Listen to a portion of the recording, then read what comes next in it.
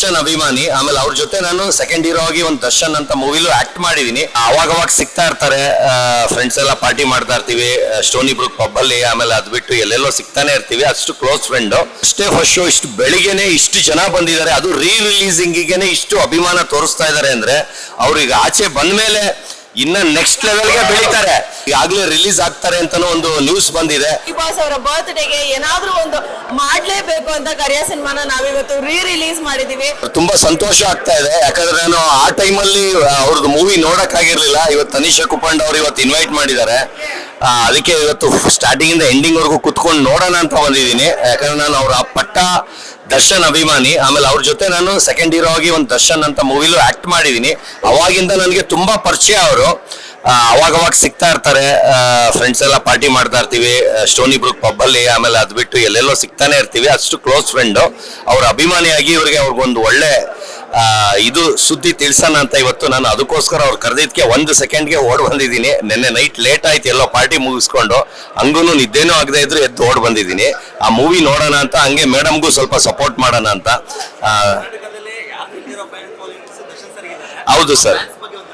Sir ಇಲ್ಲ, ಇಲ್ಲೇ ನೋಡಿದ್ರೆ ಗೊತ್ತಾಗ್ತಾ ಇದೆ ಸರ್. ಅದು ಫಸ್ಟ್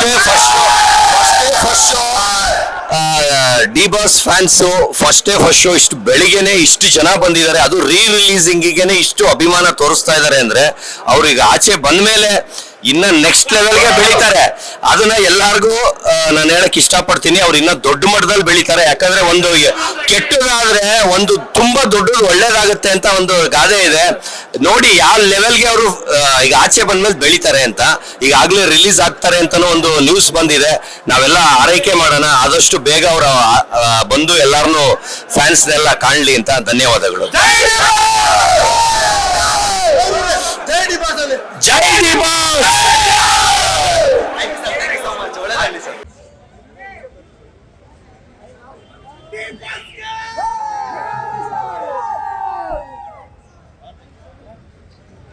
ಹಿಂದೆ ಬರ ಸ್ವಲ್ಪ.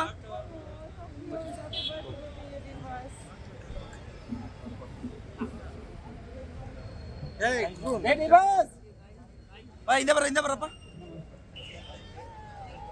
ಹಿಂದೆ ಬಾಪ ತಪ್ಪರ್ ಹಡಿಯಪ್ಪ ಒಂದ್ಸಲಿ.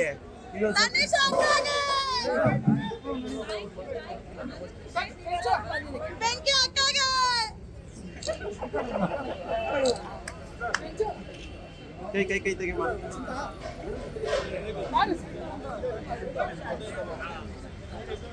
ಹುಷಾರು ಫೋನ್ ಹುಷಾರು.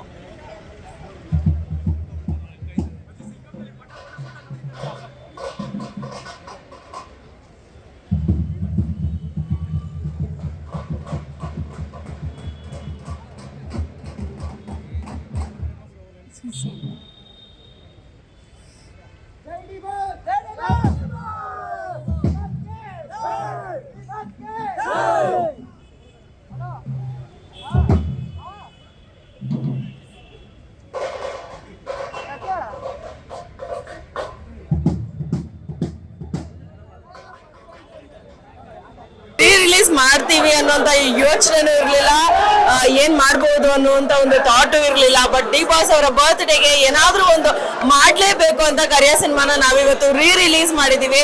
ನಾನು ಇದ್ರಷ್ಟು ಎಕ್ಸೈಟೆಡ್ ಆಗಿ, ಆಕ್ಚುಲಿ ನನ್ನ ಬರ್ಡೇಗೂ ನಾನು ಯಾವತ್ತೂ ಇಷ್ಟು ಎಕ್ಸೈಟ್ ಆಗಿಲ್ಲ. ಅವರ ಒಂದು ಬರ್ಡೇಗೆ ನಾನು ಬಂದ ತಕ್ಷಣ ಜೈ ಡಿ ಬಾಸ್ ಅವರ ಏನಂತಾರೆ ನಮ್ಮ ಡಿ ಬಾಸ್ ಮಿಸ್ ಮಾಡ್ಕೊಳ್ತಾ ಇದೀವಿ. But still we are celebrating his birthday ಅಂತ ನನ್ಗೆ ಇದನ್ನ ಕೊಟ್ಟರು.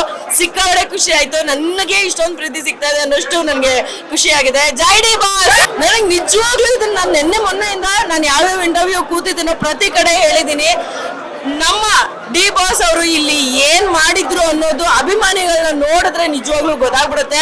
ಅವರು ಸೋಷಿಯಲ್ ಮೀಡಿಯಾದಲ್ಲಿ ಕೊಟ್ಟಿರುವಂತ ಸಪೋರ್ಟ್. ಯಾಕಂದ್ರೆ ನಾನು ಯಾವ್ದೋ ಒಂದು ಪುಟ್ಟ ಆರ್ಟಿಸ್ಟ್, ನನ್ನ ಪಾಡಿಗೆ ನಾನು ಏನೋ ಒಂದು ಮಾಡ್ಕೊಂಡಿರ್ತೀನಿ, ನಾನು ಅವರ ಒಂದು ಅಭಿಮಾನಿ ಅಷ್ಟೇನೆ.